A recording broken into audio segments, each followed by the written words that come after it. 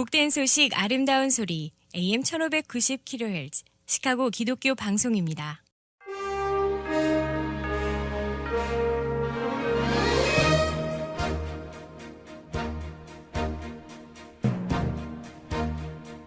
청취자 여러분 안녕하십니까? 11월 30일 수요일 KCBS 헤드라인 뉴스입니다.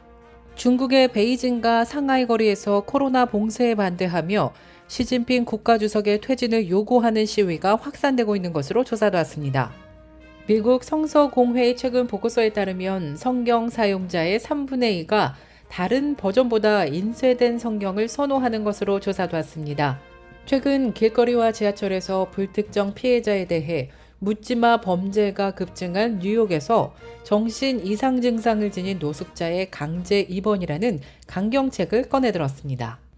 인종차별주의자들과의 화동으로 논란을 빚고 있는 도널드 트럼프 전 대통령의 공화당 내 입지가 점점 좁아지고 있는 것으로 나타났습니다. 인플레이션에도 불구하고 온라인 쇼핑 행사인 사이버 먼데이, 쇼핑객들의 역대 가장 많은 돈을 쓴 것으로 조사되었습니다.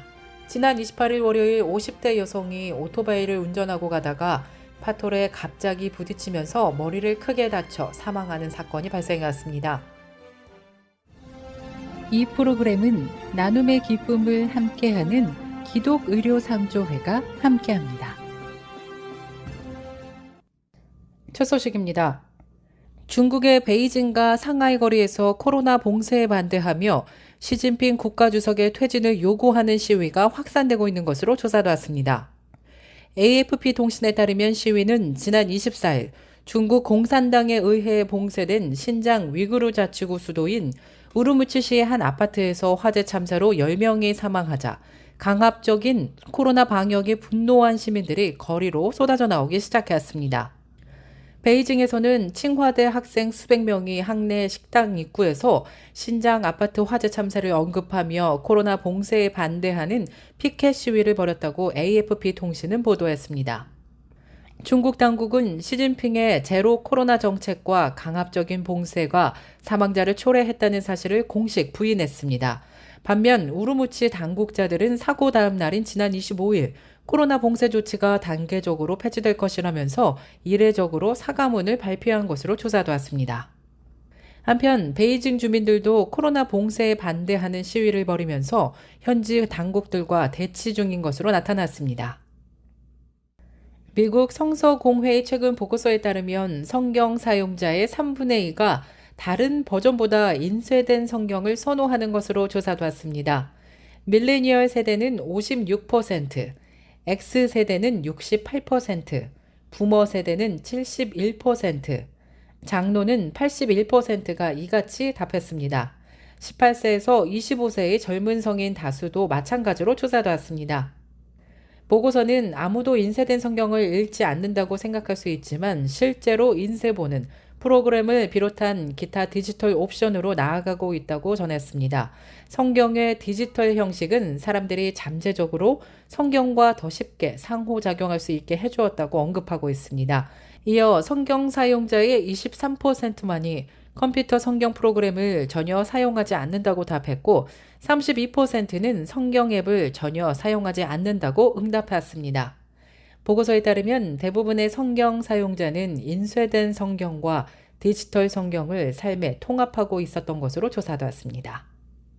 최근 길거리와 지하철에서 불특정 피해자에 대해 묻지마 범죄가 급증한 뉴욕에서 정신 이상 증상을 지닌 노숙자의 강제 입원이라는 강경책을 꺼내들었습니다. 애덤스 시장은 거리나 지하철 등의 정신 이상 증상의 노숙자가 발견될 경우 본인의 의사와는 상관없이 병원에 입원시키겠다고 밝혔습니다. 폭력적인 증상을 보이지 않는다면 공권력이 강제적으로 치료를 제공할 수 없다는 것은 잘못된 생각이라면서 정신 이상 증상 노숙자를 치료하는 것은 도덕적 의무라고 설명했습니다. 인종차별주의자들과의 화동으로 논란을 빚고 있는 도널드 트럼프 전 대통령의 공화당 내 입지가 점점 좁아지고 있는 것으로 나타났습니다.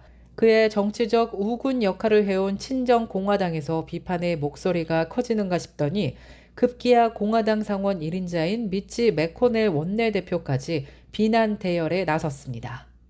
맥코넬 원내대표는 지난 29일 기자회견을 열고 공화당에는 반유대주의나 백인 우월주의를 위한 여지는 없다고 언급했습니다. 그러면서 그런 관점을 옹호하는 사람들을 만나는 이는 미국 대통령으로 선출될 가능성이 거의 없다면서 트럼프 전 대통령을 직격했습니다.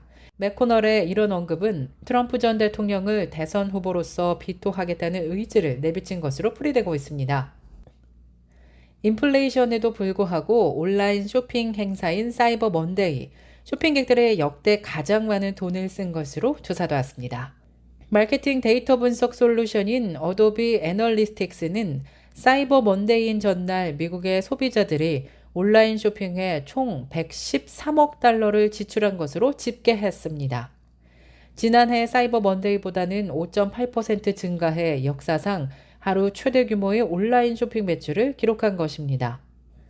인플레이션과 금리 상승에 따른 소비 위축 전망을 뒤집은 예상 밖의 결과이지만 일부 경제학자들은 소비 심리와 경제 전반의 건전성이 완전히 살아났다고는 단정하기 이르다고 밝혔습니다. 지난 27일 일요일 데스플레인에서 차량 돌진으로 길을 걷던 남녀가 차에 치여 사망한 사건이 발생한 가운데 경찰은 피해자들이 아버지와 딸이었다고 밝혔습니다. 피해자의 지인에 따르면 부녀지간은 유독 돈독했으며 어머니가 돌아가신 후 딸은 아버지 곁에서 가까이 지내면서 늘 항상 함께했던 것으로 알려져 더욱 안타까움을 주고 있습니다. 경찰은 지난 일요일 발생한 차량 돌진으로 사망한 80세 남성은 닐 그린필드라고 밝혔고 41세 여성은 킴벌리 카슨이라고 밝혔습니다. 한편 경찰은 가해 운전자에 대해서는 현재 조사 중이라고 전한 가운데 사건 당시 약물이나 음주 관련 증상은 없었다고 덧붙였습니다. 지난 28일 월요일 50대 여성이 오토바이를 운전하고 가다가 파톨에 갑자기 부딪히면서 머리를 크게 다쳐 사망하는 사건이 발생했습니다. 시카고 경찰은 피해 여성이 월요일 오후 5시경 오토바이 운전 중 사우스 아처 에베뉴 블럭에서 움푹 들어간 파톨에 부딪혀 넘어지면서 튕겨져 나갔다고 전했습니다. 결국 여성은 땅에 머리를 부딪히면서 두부 손상을 입고 현장에서 사망한 것으로 나타난 가운데 경찰은 여성의 신원을 54세의 모니카 알칸타르라고 밝혔습니다. 끝으로 날씨입니다. 수요일인 오늘은 하루 종일 흐린 가운데 구름 낀 날씨 계속되겠습니다. 낮 최고 기온 32도, 밤 최저 기온 19도입니다. 이상으로 KCBS 뉴스를 마칩니다. 지금까지 KCBS 뉴스 유정임이었습니다.